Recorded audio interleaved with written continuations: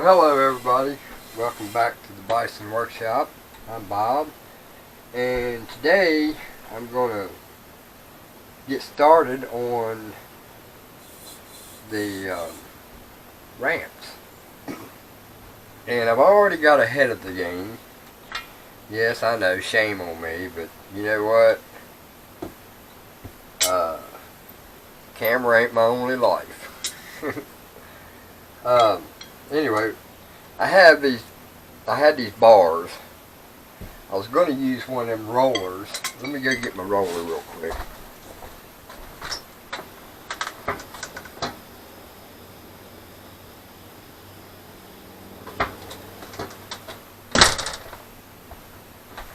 Well, I was going to get one of the rollers, but they're out in the building and I've already locked it, so it's already too late. But anyway, it's a roller just like this.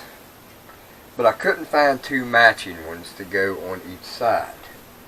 So originally I was going to find two matching ones to put on here and use them for my pivot point. Well, I couldn't find two matching ones, and they just wasn't going to work. So I had to figure out another plan. Alright, as everybody know, I have this extra sticking out on each side of the roller, and you know, there's enough on there to use as a pin. So what I did, I had a whole bunch of these bars, and I still got a whole bunch of them. I've got probably 30 of these that are about 8 foot long, and it's solid steel. And it's got that on one end, and then it had this on the other end. So I don't know what these were used for, but they're 8 foot long, and I can use those for something like for brackets. I can use this for turning stock and what I just used it for. So let me show you what I did. I chucked it up in the lathe, and I cut this. And what I did, I drilled this out on this end 7/8 inch deep to where it would fit right over top of that pin that's sticking out on each side. But before I do that, I want to put a washer in between it. And I'm probably going to get a brass washer to put in there, but for now, this will work. And so there's that. Then I made another one, and both of them, I forgot to show you that part. I've already showed you this end. This end I turned down, and then I made these bushings to go on it, and they'll get grease when I go to put it together. And that way I have a wear point that all I have to do is just take that off, make me a new one, and it's a little loose, but it's holding ramps. So then I go over here and I put this one up there. Actually, I think I'm going to go with the thinner washer. I think these are a little thinner. Alright, so then I'll stick that up on there just like that. And stick this one up on there just like that. Then I got another washer to put on there just like that. And then I made my bracket that will mount just like that. And this bushing goes right into that hole and goes up on this. And I'm going to drill 2 holes here, and then I got to trim this down a little bit and make that look nice and pretty. And then I'll mount this to the back side of the frame. Same thing with this side over here. So we got all 4 of our brackets. You got this bracket, this one, and this one. So you got 4 pivot points here. You got 1, 2, 3, 4 points for everything, and it kind of ties everything together. Yes, it's a little loose tolerances, but you know, it's not like this thing's going to be working to death. It's not like I'm going to be sitting there all day long lifting, putting it down, lifting it, putting it down, wearing it the hell out. Use it once in a blue moon. Hell, I don't even have a lawnmower, so it's going to be a long time before I even get to use the daggone ramps. So, you know, anyway, now the purpose of doing all this lathing was so that this will spin independently. And this one will spin independently. And this spins the pin that's on this one. So, depending on how your ramps are on there, if your ramps are on there holding down, pressure down on it, and you got a lawnmower going up on it, then this will just turn on the shaft with the bearing. So, I think this will work pretty good. So, then when I install this, I install this in the center. Then I come in, I put my grease in it, put this up, and then I put my 2 bolts in here. And I've already got them measured where I need them to where it's going to be the same amount on both sides. This is what I'm going to weld my ramps to.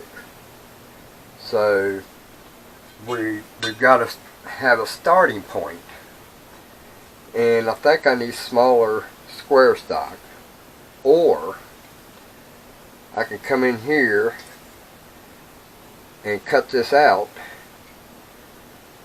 and put it down on there, something like that, and then weld around it. But I got to put it in a location so that when it'll probably go just like that right there, but right here I'll cut my notch out, maybe, if this works out like this. I'll cut my notch out like that right there.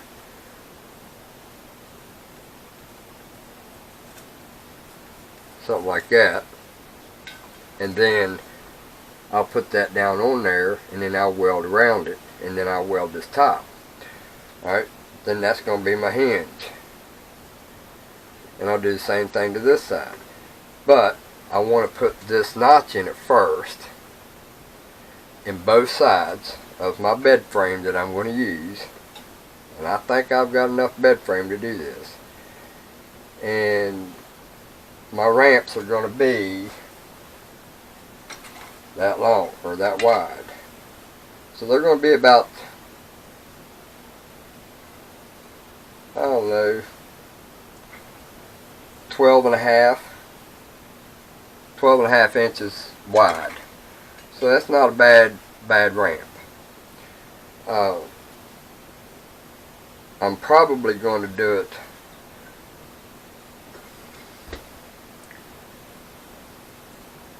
No, I'm going to have to do it that way, but simply because when I go to ramp this up, right now it would be in the putting the tractor on the trailer spot.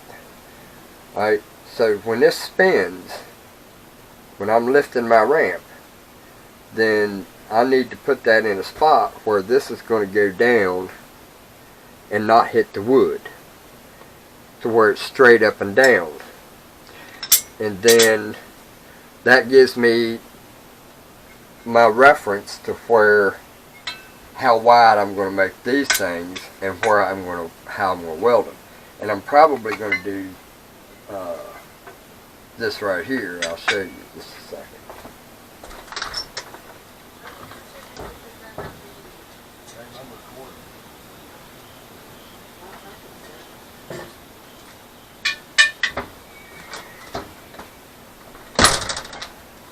So basically what we're going to have here is we're going to have a bar here,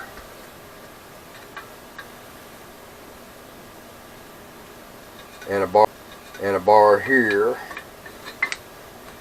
and we're going to do it that way. And then when I go to put my track on it, let's just pretend that's as wide as it's supposed to be. And let's bring it back here. You know where it's supposed to be. We can put this under just to show you how I'm going to do my ramp. Damn, everything's going to be right in my way too. Trying to do this.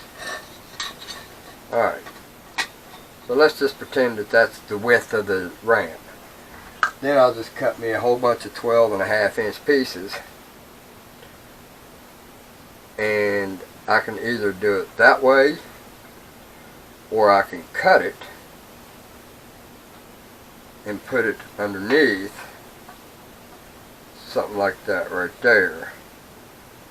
But if I did it, I would do the long side. Of course, all of them's not going to be, I think this is the only piece I got that's short on one side and long on the other. But you get the idea. You know, I can make something like either that, or I can do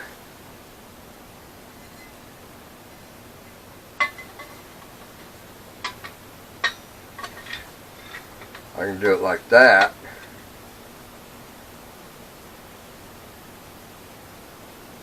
That would work.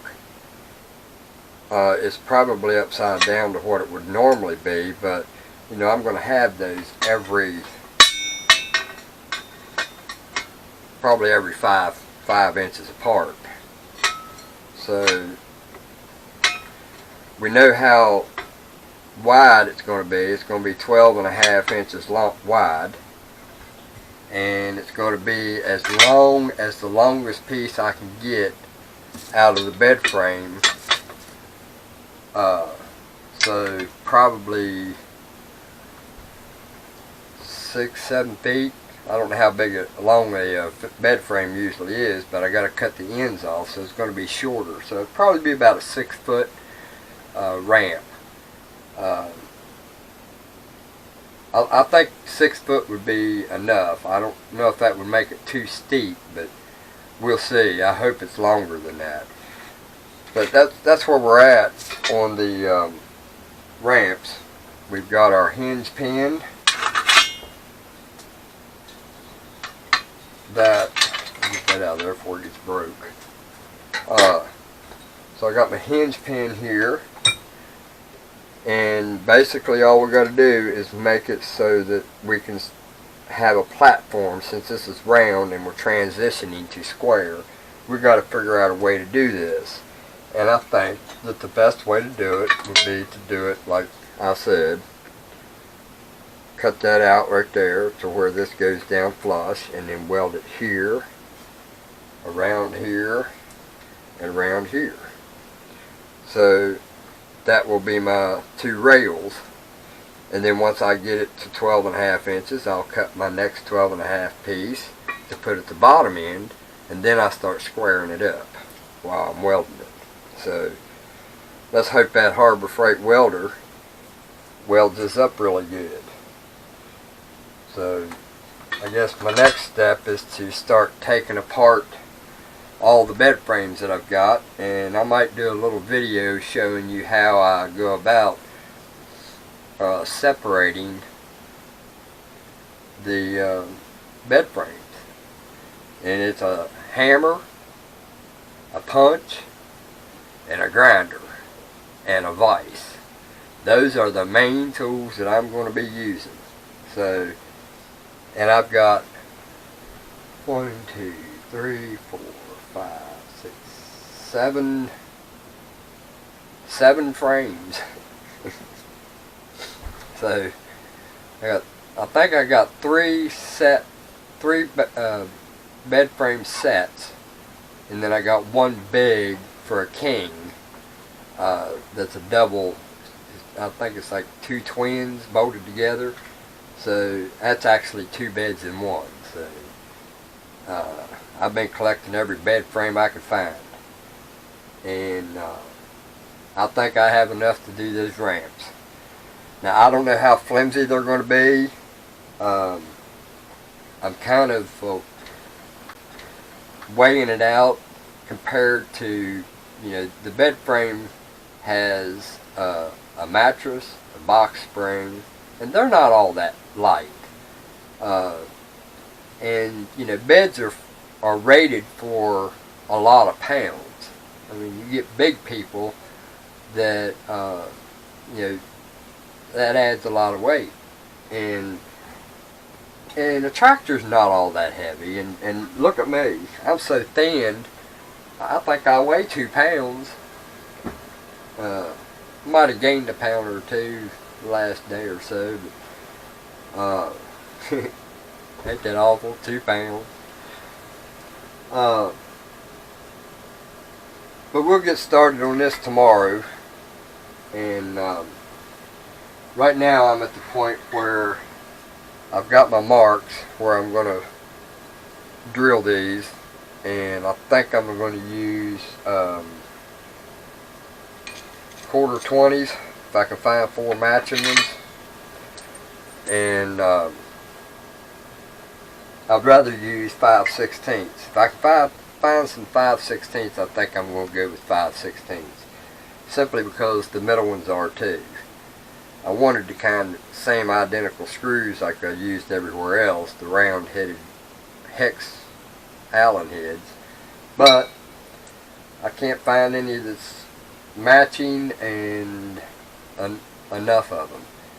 So I'm probably going to have to go with 5/16 hex bolts instead of Allen heads. I got some cap screws, but those are so expensive, I really don't want to waste them on this. I just don't want to use my cap screws on it. Those are for machine stuff, and I'd rather just not use it for hold downs. So tomorrow we're going to drill these out. We're going to round these off, make them nice and pretty like I did these. And did I already say drill the holes? And do them two tomorrow, and then I'll get started in the evening on taking the frame apart, and we'll do a little bit of recording on the frame.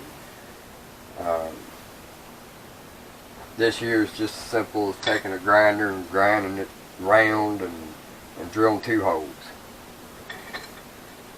That's pretty much been covered on YouTube in a lot of videos. So my ultimate goal here is just to show you how I'm going to put this together. So I think it's going to work out pretty good. Anyway, you guys enjoy. Later.